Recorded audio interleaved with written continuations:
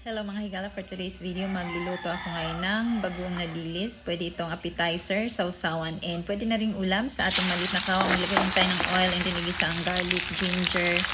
Tapos maglagay tayo ng laurel, sibuyas, kamatis, and kamyas. And maglagay tayo ng secret spice. Charot lang. And mag-add din tayo dito ng dried rosemary and ground black pepper. Halo-haloin lang natin at i-add na ang ating bagoong na dilis. So, nakita ko lang din to guys sa Reels. Hindi ko na maalala kung sino. And salamat sa pag-share. And mag-add din tayo dito ng siling labuyo. Ayan. So, pakuloyin lang natin. Super sarap guys. Promise. I-try nyo na.